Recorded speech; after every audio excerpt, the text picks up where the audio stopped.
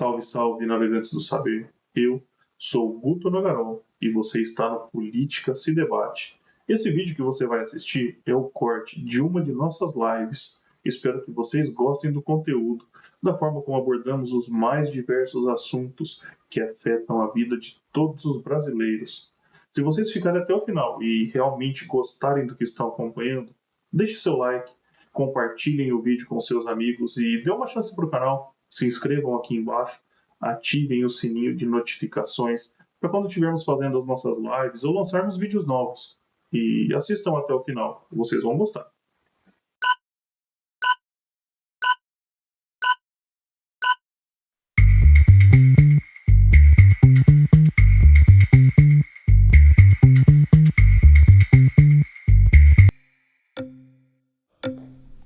Muito obrigada, pessoal. Miriam! Seja bem-vinda, Miriam. Flávio, eu não sou intelectual, porém eu sou nascida e criada na comunidade. Aonde? Lá em Taipas, na zona norte de São Paulo. E lá, a realidade é uma só. Quem pode mais, chora menos, né? E você falou assim, que a desigualdade social não é um problema. E eu falo... A pobreza é o problema. Isso, é a pobreza o problema. E a gente está aqui hoje conversando contigo não só para te apresentar o nosso lado, mas também entender o seu ponto de vista. E eu sou mãe de 2 crianças. Qual a idade? Um tem 4 anos e um tem 1 ano e 5 meses. Eu não tenho condição de pagar a escola particular e não é porque eu não quero. Eu sou transista, eu sou faxineira, eu sou professora do ensino infantil. Não consegui espaço, prestei concurso, passei na prefeitura, não consegui espaço para falar, para atuar na minha cena. E eu tenho uns filhos que precisam de mim. Então, a professora de ensino infantil teve que deixar lá o certificado guardado, fazer faxina, trançar cabelo, porque é a realidade que nos rodeia. O pai do seu filho é presente? É presente. Mas eu sou casada e atualmente ele trabalha de domingo a domingo. Ele faz o quê? Ele é entregador de água, trabalha no iFood, trabalha numa farmácia aos domingos. A jornada dele é árdua de segunda a sábado. E no domingo ele trabalha das 8 às 5 da tarde. A gente já tentou investimento, a gente já caiu em vários golpes, a gente busca de todas as maneiras. Eu tô falando da realidade. Eu não vou apresentar números porque eu não consigo. Eu só consigo falar de mim. Miriam, aos 29 anos, mãe de 2 crianças, que mora na zona norte de São Paulo, que fez faculdade, continua fazendo. Me formei em pedagogia, fiz curso de transista, me formei, porque eu aprendi que se você começa e não termina, você não conquista. Mas eu comecei e terminei. Acabei não conquistando. E aí, tem certeza que a desigualdade não é um problema? Vamos lá. Uma coisa é a desigualdade, outra coisa é a pobreza. Eventualmente, você vai ter pessoas desiguais por vários motivos. Existe uma desigualdade que eu acho muito ruim, que é provocada pelo Estado. Você mencionou alguma delas aqui, por exemplo. A escola pública é ruim. Nossa colega aqui, Amanda, que veio aqui agora há pouco, ela é professora. Então, por exemplo, como é que uma criança da favela, uma criança da periferia como eu, como você, estudando numa escola pública, ela vai conseguir competir com alguém que estudou nas melhores escolas de São Paulo? Não tem como competir. Eu te peço. Não dá para competir. E aí eu digo para você, a meritocracia pregada dessa forma, para mim é uma falácia, é um absurdo. Mas então, uma questão que eu falo... Só para concluir, Miriam. Agora, existe uma outra desigualdade que ela é orgânica, ela é natural. Por exemplo, você está fazendo faculdade, fez faculdade de pedagogia, super dedicada, fez o curso de transista, tá no seu corre para melhorar de vida, porque você disse que você tem que ir até o final. E as pessoas que desistem? Tem gente que desiste.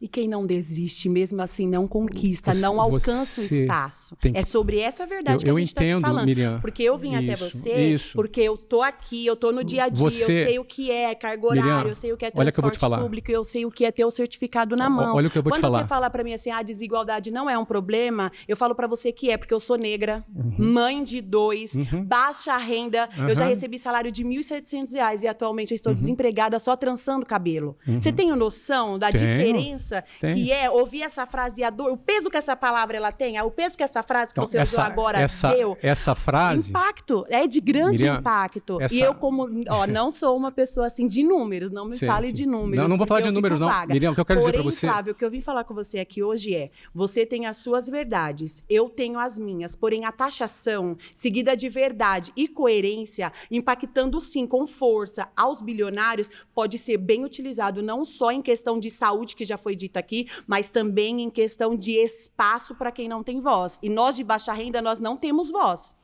Então, eu entendo. Eu também fui de baixa renda. Eu fui uma pessoa de baixa renda também. Entendo perfeitamente o que você está falando. Estudei em escola pública. Entendo o que você está falando. Agora, o que eu teria para dizer para você, que está buscando, não desiste. Você vai conseguir. Não desiste do seu projeto. Não desiste de dar uma vida melhor para os seus filhos. São 2 meninos? 2 meninos, o Álvaro e o Kenai. Álvaro e o Kenai. Você acha que o Álvaro e o Kenai merecem a sua dedicação? Merecem. Então, eu digo, por isso eu vou dizer um negócio diariamente mas eu vou dizer um negócio para você, Miriam. Isso aqui está gravado, sendo assistido por milhões de pessoas. Não desiste. Todos os dias várias pessoas tentam e não conseguem. Ela não pode desistir. Não espere que vai ser o Estado que vai resolver para você a sua vida. Não acho. Não espere, porém, não espere. Eu acredito que o quê? Essa taxação, ela vai vir com mais impacto. O assunto não é... Eu acredito eu já falei, olha só, eu já falei que concordo com a taxação. Sim. Só que, e assim, você está falando só da democracia, a gente está falando de tudo aqui, também estamos falando de muitas diferenças, porém que vai tirar um pouco dessa diferença, Flávio. Falando de mulher para homem, eu vou falar bem séria para você, vai diminuir essa diferença, esse vácuo mas tá tudo bem. Entre a minha situação e a sua, vai diminuir um pouco eu acho... esse buraco. Sabe a ponte para a gente poder passar? Sim. Miriam, a gente vai poder passar pela mesma ponte. Eu penso o seguinte, minha querida. Quem ganha mais dinheiro pode pagar mais imposto, não tem problema. Agora, o que eu quero dizer para você é que se você continuar perseverando, você tem 29 anos. 29. Eu trocaria. Eu tenho 53. 53. Não parece. Obrigado. Você tem 29 anos. Eu tenho 53 anos. Eu trocaria 100% do meu patrimônio para ter a sua idade. Eu pegaria tudo que eu tenho, que é bastante, e trocaria. Faz inveja não, por favor. Eu trocaria pela sua idade. Eu gostaria de ter 29 anos. Sabe por quê? Com o conhecimento que eu tenho, com o que eu aprendi ao longo da minha vida, tudo que eu aprendi no meu trabalho, nos meus negócios, eu faria tudo de novo. Ainda teria a juventude que você tem. Você tem algo que eu não tenho mais. Eu não tenho mais a sua juventude. Você entende? Eu daria os meus bilhões pelos seus 29 anos. Infelizmente, isso não é possível. Agora, uma coisa é possível, Miriam. Uma coisa é possível. É possível você aprender algumas ferramentas e, com o conhecimento que você tem, você melhorar de vida. Não sei se você vai ser bilionária, se você vai ser milionária, mas melhorar de vida... Você mora na comunidade até hoje? Atualmente, sim. E lá eu atendo a domicílio e muitas das vezes na minha casa, mesmo para poder economizar um pouco e poder suprir as necessidades. A minha avó, ela foi lavadeira. Ela criou minha mãe e meus 2 tios lavando roupa. Abandonada pelo seu marido. Ela abandonada pelo seu marido, ela lavando roupa criou meu pai, criou minha mãe e os meus 2 tios. Então eu entendo perfeitamente a sua realidade. E, inclusive, eu participo de projetos sociais em comunidades justamente para ajudar pessoas como você. Então, eu adoraria. Isso aqui está gravado. Se você topar, eu te ajudo a sair dessa. Eu vou topar, né? Então... Bom, pessoal, então vamos trazer aqui ponto a ponto para nós analisarmos com mais calma. Talvez vamos de trás para frente, vamos aqui entender melhor. Miriam é uma transista, ela é formada, porém ela não consegue dar aula. Vejam bem que ela fala que ela fez concurso para a prefeitura, mas que infelizmente ela não teve condição, não teve espaço. Ou seja, ela não foi convocada. Segundo ponto que nós devemos analisar. Ela alega que o marido trabalha, que ela é formada e mesmo assim ela não conquistou nada. Vamos lembrar aqui então quantos engenheiros, arquitetos, entre outras profissões que se formaram no Brasil, num boom que tivemos das faculdades, dos cursos à distância, do FIES, de tudo que foi concedido pelo governo, e que no final foram trabalhar com Uber. O fato de você conquistar algo, de você atingir uma independência financeira, ser milionário, bilionário, não trata-se do diploma. Se nós pesquisarmos, existem bilionários que não possuem diploma algum. O próprio Flávio Augusto, na época que se tornou um bilionário, não tinha diploma. Ele não é professor de inglês e formou uma das maiores e melhores escolas de inglês do Brasil, mesmo sem formação na área. Você ter um diploma não significa que você terá sucesso. Você ter um diploma significa que você já se diferencia muito dos outros. No entanto, vai depender do mercado. Se o mercado precisa daquele seu diploma, daquela sua formação, vai depender daquilo que você pode oferecer. E embora talvez ela não consiga alcançar o sucesso, talvez ela tenha dificuldade, talvez o marido dela tenha dificuldade, mas ela pode oferecer uma condição melhor para os filhos. Cobrar dos filhos que se dediquem mais, que estudem ainda mais.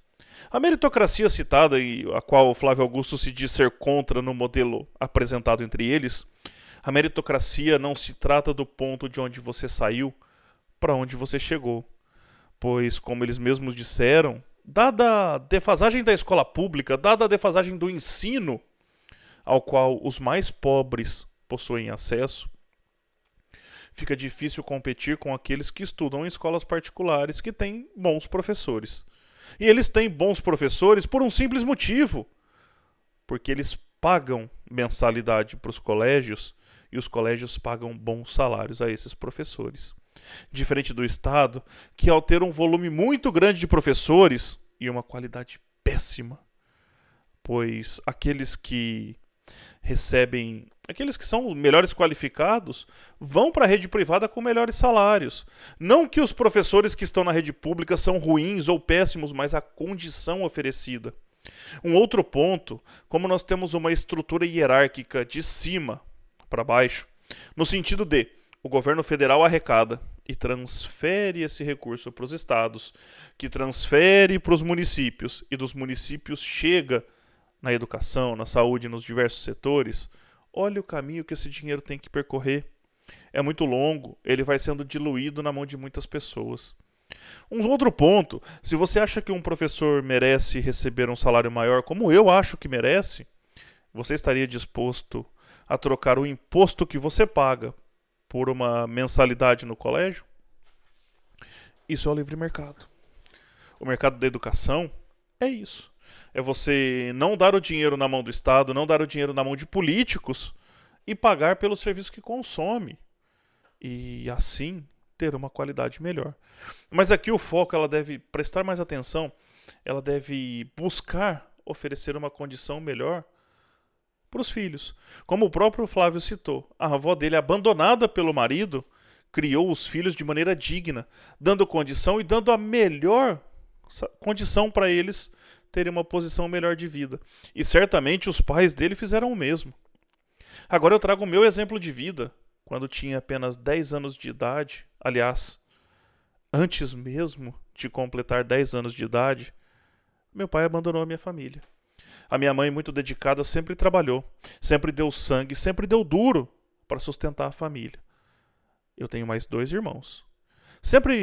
E começamos a trabalhar muito jovens. Eu comecei a trabalhar aos 13 anos de idade. E não me arrependo. A minha mãe ofereceu a melhor condição que ela podia. E eu retribuí isso estudando, me dedicando, oferecendo o que eu podia fazer de melhor. Agora, eu estou numa condição melhor. Assim como certamente a Miriam está numa condição melhor que a própria mãe. Isso não tem a ver e não é culpa de nós não sermos bilionários de outros bilionários. Nós temos que parar de pensar, de ter esse pensamento combativo com o empresário, com aquele que arrisca para produzir, com aquele que troca o salário pela incerteza de um investimento. Pois ser empresário é isso, é você trocar a garantia de um salário presente pelo risco de um lucro futuro. Não é explorar o trabalhador, não é, como os socialistas pensam, explorar aquele que produz, e nós vamos ver isso mais adiante, esse pensamento enraizado, arraigado nesses professores, nas pessoas que tendem ainda a ver o empresário como inimigo, enquanto tudo que eles trazem apontam para o Estado como sendo o grande causador dessa injustiça, como sendo o grande dificultador. Ela mesmo diz que ela atende a domicílio e na própria residência para economizar. Ela é obrigada a fazer isso porque o governo cobra imposto altíssimo. E em determinado momento citado, como eu disse, aqui o debate talvez não esteja na ordem cronológica como ele ocorreu. Talvez fosse legal fazer uma íntegra e publicar o material bruto, completo, sem nenhum tipo de corte. Ou no máximo, fazendo cortes de partes que são irrelevantes para o programa, mas deixando ele na ordem. Aqui o debate central, ele é trazido através daquela taxação de grandes fortunas. Mas vamos ver aqui. Deixa eu ver se vai aparecer para vocês na tela. Experiência internacional mostra que tributação de grandes fortunas tem baixa eficiência arrecadatória. Mas ora, veja bem, ela identificou, assim como a sua colega anterior, professora de escola pública, também identificou que o ensino, e como nós sabemos, o ensino público, sobretudo fundamental, aquele da base, é de péssima qualidade. O universitário pode até ser relativamente bom. E sabe por que ele é relativamente bom? Porque pagam-se bons salários, bons atrativos para professores, para reter talentos. Agora, se a educação pública é o problema, será que dar mais dinheiro na mão do Estado é a solução? Será que tirar de quem produz? Será que tirar daquele que gera renda, gera emprego, é a solução? Só um parênteses, eu vou deixar aqui na descrição do vídeo e depois nos comentários fixados um material que nós produzimos falando sobre imposto, sobre quem realmente paga essa conta. E você vai se surpreender com a resposta. Mas aqui voltando então, a desigualdade realmente não é o problema é a pobreza. Se nós olharmos ao longo da história, desde que surgiu, ou desde que houve a Revolução Industrial, que é quando se considera o início do chamado capitalismo, termo cunhado por Karl Marx, a pobreza mundial ela reduziu de uma grandeza absurda. Pois na época da Revolução Industrial, quando crianças eram obrigadas a trabalhar, pois a produtividade ainda era muito baixa, mas mesmo assim, o cidadão comum já passava a ter acesso a muitas coisas que antes era exclusiva de monarcas, de reis, da aristocracia, do clero, dos altos cargos, enquanto o povo passava fome, o povo morria de fome. A pobreza atingia, embora não temos dados precisos, cerca de 90% da população mundial. Hoje está na casa dos 10%. Ainda temos um grande trabalho a fazer para reduzir a fome, a pobreza, mas grande parte, a Revolução Industrial já foi feita. Se os governos atrapalhassem menos, deixassem que empregos fossem gerados, talvez hoje estivéssemos muito mais próximos de zero. O que infelizmente ainda não atingimos, ainda estamos na casa dos 10%. Essa arrecadação proposta é aquele projeto de lei da Gleisi Hoffmann, que prevê uma arrecadação de 20 bilhões de reais. Será que 20 bilhões de reais no orçamento do governo, que já arrecada 2 trilhões ao ano, não é suficiente? Mas vamos seguindo. Esse foi só o primeiro tema, mas é interessante para a gente já começar a entender como as populações mais vulneráveis, as populações que dependem muito mais do Estado, estão doutrinadas a pensarem contra os empresários, contra quem produz, quem gera emprego e oportunidade, do que realmente contra o verdadeiro culpado, que são os políticos. Os políticos que, como eu sempre digo, não querem resolver os problemas, querem garantir a reeleição. Esse é o ponto para nós refletirmos.